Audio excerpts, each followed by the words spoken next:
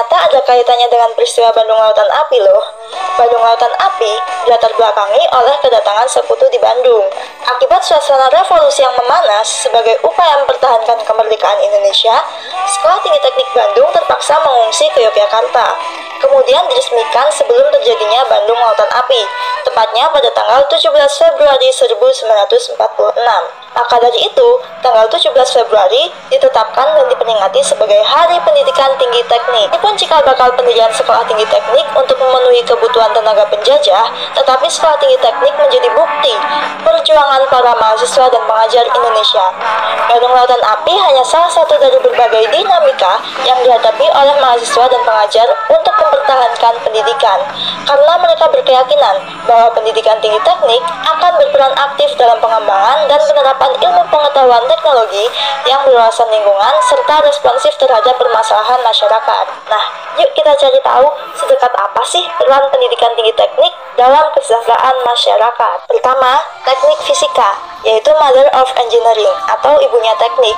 Berbagai permasalahan keteknikan dapat diselesaikan dengan prinsip fisika, terutama terkait instrumentasi dan produksi peralatan industri. Yang kedua, teknik nuklir. Mendengar kata nuklir identik dengan bom.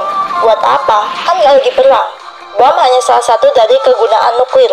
Nuklir dikembangkan sebagai pembangkit listrik dan energi alternatif baterai. Yang lebih dekat dengan manusia, inti atom digunakan di dunia medis, yaitu dapat mendeteksi dan membunuh sel kanker. Ketiga, teknik elektro.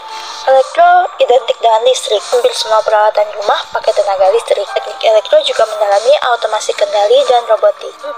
Teknologi informasi. Teknologi informasi berfokus ke teknik penggunaan komputer untuk membuat, memproses, menyimpan, mengambil, dan bertukar data sebagai solusi teknologi dari permasalahan masyarakat. 5. Teknik biomedis. Anak kedua teknik elektro. Bidang keteknikan yang fokus di dunia medis. Fokus ke pengembangan alat dan teknologi kesehatan. 6. Teknik mesin. Aplikasi ilmu fisika ke perancangan sistem mekanik. Tentunya teknik mesin sangat dekat dengan operasional dan sistem industri. Mesin tidak hanya ada di industri pabrik, melainkan industri pertanian, perikanan, peternakan, transportasi, dan lain-lain. 7.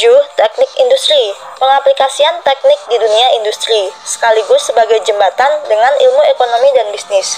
Dari aspek produktivitas kerja, berdasarkan faktor peralatan maupun manusia. 8. Teknik kimia. Ilmu teknik yang mempelajari pemrosesan bahan dari bahan mentah menjadi bahan setengah jadi atau barang jadi. Biasanya disebut dokternya pabrik, karena teknik ini mempelajari perancangan pabrik untuk mewujudkan proses di industri. 9. Teknik geologi. Penerapan ilmu inti bumi ke permasalahan teknik seperti minyak bumi, gas alam, sumber daya mineral, dan mitigasi bencana seperti gempa bumi, gunung meletus, tanah longsor, serta perencanaan lokasi infrastruktur. 10. Teknik geodesi. Penerapan ilmu pemetaan bumi untuk permasalahan teknik.